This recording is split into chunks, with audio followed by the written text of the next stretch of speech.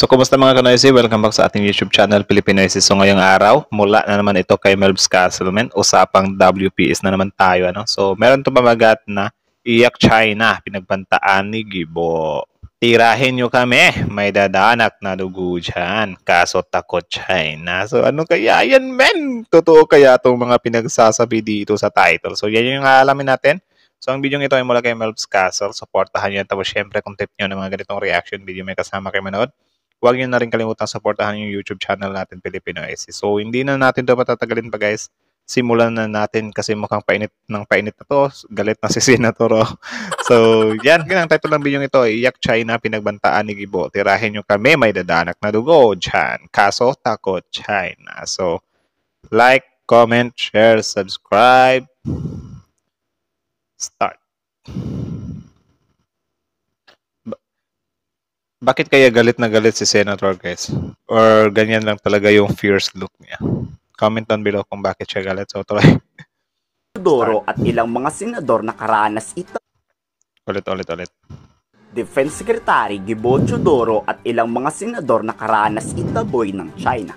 Pero Grabe, walang no? paki dyan si Gibo Teodoro. Di rin alintana ng Defense Secretary kung atakihin sila ng China. Pero kung gagawin man to ng People's Liberation Army, talagang may dadanak daw na dugo. Di Grabe, no? Serious na talaga. I mean, nakakapiko na din kasi. inababahala kung sakaling atakihin ng China ang Pag-asa Island. Puro sibilyang tao ang nandito. Walang bansa ang aatake sa walang kalaban-laban ng mga Pilipino. Pero dudugo ilong nila kung subukan nila. Sa tingin ko, Dudugo ilong. Akala ko, yun pala, yun dadanak ang dugo sa ilong. Tuloy. safe sila eh. Because no right-thinking nation will attack Kailangan civilians. po ng mga Tama. future generations ng Pilipino ang mga resources dito sa West Philippine Sea. Pag-asa po ng Yun naman talaga yung tama eh. Ang sinasabi kasi nila, guys, yung mga matatanda na dito ba na ibigay na lang sa China yan. Di naman lang nila inisip yung future generations natin, men. Kung ano nang pagkukuhanan nila ng ano, di ba? Kung yung resources natin na yan ay hinihigop na ng China. Pilipinas ang West Philippine Sea, kaya hindi po natin pwede talikuran. Kung si Defense Secretary Gibo mataas ang tindig, nananawagan naman si Senate President Big Subiri sa China, palayasin nyo ang mga peke nyong fishing vessel. Di Diba? rin kasi totoo na nangingisda lang ang mga ito. Exclusive economic zone to ng Pilipinas at eksklusibo lang to para sa mga Grabe, no? Kunyari lang fishing vessel, pero ano pala, nagmamanman pala. Pilipino, di para sa mga Chinese. Hindi po namin may verbal warnings po, verbal challenges ang binibigay ng nakakaalarma na verbal challenges ng Chinese Navy sa aming eroplano. I think na-experience nyo din po yan sa inyong eroplano. At gusto ko lang pong sabihin kung nakikinig po sila. Ito English po mo, sir. ang teritoryo ng Republika ng Pilipinas. Diba? Tapos magagalit naman yung mga pro-China sa'yo, sir. Englishin mo, this is the territory of the Philippines. Okay. Ay, hindi, merong mga translator yan, guys. Yung mga Chinese na yan, merong mga translator yan. Sinasabi ko sa inyo. Siyempre, gusto nila makasagap ng informasyon dito sa Pilipinas. Meron silang mga translator. Okay, magalala. Hindi po experience din po yan sa Ulitin ko lang kasi parang kinikilabutan ako sa sinabi ni Senate President. inyong eroplano. At gusto ko lang pong sabihin kung nakikinig po sila. Ito po ang teritoryo ng Republika ng Pilipinas. Grabe. Hindi po inyo ito. Ito po ay teritoryo ng Republika ng Pilipinas. Kaya kung pwede, Tama. lumayas na kayo. Boom. Layas. Nakakabahala naman talaga. Teritoryo kasi natin yan at ilang kilometro na lang ang lapit may Chinese Maritime Militia na. Sa katunayan, halos araw-araw yan pinapalayas ng Philippine Navy. Pansamantala mang umalis, Di, dapat parating paalisin. Kasi kung ganyan na nakakapasok-pasok pa rin sila, wala, mananadya yan. Dapat gayahin din natin sila na pinapaalis nila tayo. Sila, kapag nakita din natin, umaalis naman pala sila, hindi, wag tayong magsawang paalisin sila. Di ba? Kesa sa, ganyan, aalis din naman mga yan. Yun, mas lalo lumalaki yung ulo nila. balik rin daw agad.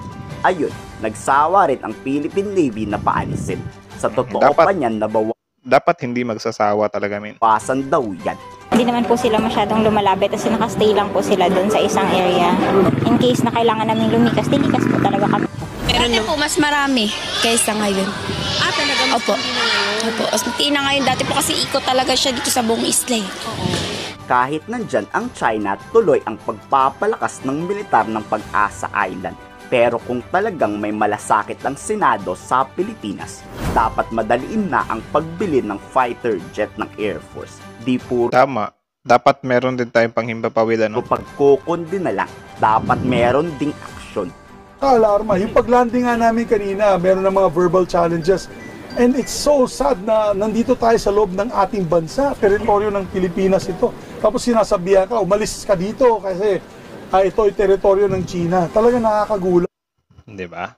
Naranasan nyo na, sir. Dapat aksyonan nyo na yan, sir. No? Nakaka-alarma at nakakagalit. Nakakabahala na sadyang napakalapit na po talaga, no, ng mga militia vessels at Chinese Coast Guard. Importante dito, hindi tayo nagpapalupig. Ang importante dito, buo ang suporta ng bawat isa sa atin at mali ang Tama. China sa kanilang mga narratives na nagkakawatak-watak At mali ang pro-China. Hindi lang China, sir. Pati pro-China. ang mga Pilipino. Di lang Pag-asa Island ang balak i-develop at palakasin. Inihagri ni Senator JV na permanenteng gagawing base militar ang BRP Sierra Madre. Sa kabila to ng harassment ng China Coast Guard, magsisilbi tong first line of defense ng ating bansa kung sakaling atakihin man tayo ng China. Tama. So I think moving forward, we just have to assert our sovereignty and our Good thing na rin to kasi dumadami na tayo na lumalaban talaga, no? At sana nga din ang pinaka ano talaga natin dito na masolusyonan yung kapag water cannon tayo, dapat may action tayo dun, men. Kahit ano, basta wag lang yung diplomatic protest na yan kasi walang nagagawa yan eh. Like, dapat matigil talaga yung pang-water cannon ng China, di ba? territory in that area. BRP Sierra Madre has to be upgraded and has to be converted into a full-scale base, no, that would serve as our checkpoint, as our lookout, and also as marker of our territory. It should be upgraded already by this time. Lugi man tayo pag nagkagera, ang mahalaga lumaban tayo sa abot ng ating makakaya. Kayo, pabor ba kayong gawing base militar ang ilang isla sa West Philippine Sea? Ikomento sa baba ang iyong salo. So yun, pabor ba kayo guys na gawing base militar yung ilang lugar natin sa WPS? Ako agree ako. Men, kasi para sa atin din naman yun at least naman lang ba na hindi agad-agad na makaka-forma yung China kapag meron silang binabalak. At least sa labas pa lang, may balakid na sa kanila. Tapos yun, yung sa balikatan exercise naman ay syempre magagamit din naman natin yun in actual, di ba? So, though hindi naman talaga natin gusto ng war, pero the way talaga na itrato tayo ng China, ay hindi na talaga tama, Need na talagang aksyonan. Kasi kung sabihin nyo, ibigay na lang yung WPS, wala, mag-upgrade pa rin yan eh. So, mas lalong lalala yung tension yan, which is, wala talaga. Dulo talaga yung kahahantungan yan kahit ano pang sabihin ninyo dyan na na kesyo nakakatakot yung China. Oo, nakakatakot yung China, pero kapag sa tingin natin na mali na yung pinagagagawa nila, hindi din natin tumindig eh. Total, hindi naman tayo pinapabayaan ng gobyerno natin. Meron din naman silang mga magagandang plano, di ba? So, meron tayong mga alyansa. So, tiwala na lang talaga tayo sa plano ng gobyerno natin. And for sure, para lang din naman yan sa ikabubuti ng lahat. Kasi hindi ikabubuti ng Pilipinas ang ibigay yung teritoryo ng supposed to be nasa Pilipinas. Malaking kawalan yun sa atin at wala.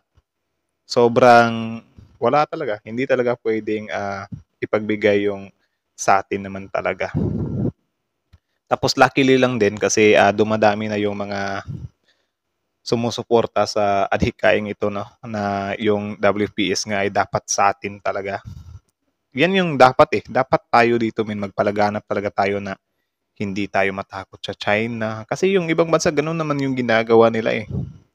Pagsasawa din yung China kung puro na tayo ganito. Ang ginagawa kasi ng China, halimbawa ngayon, kung hindi natin pagsawain yung China sa mga ginagawa nila, ang mangyayari dito, tayo yung magsasawa sa China na siguro kung ibang generation na yung mag-handle dito, wala na. Sige, sa inyo na lang yung WPS.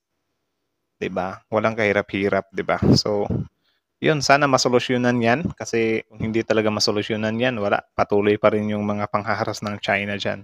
Sana mahanapan talaga nila. Tapos sinabi ni Melvs Castle dito, may na yung mga fighter jets, pwede din yun, dapat mapadali din yun para if ever lang in case meron tayong pang sa kanila, di ba? Kasi kung hindi natin yan na-actionan ngayon, baka huli na ang lahat.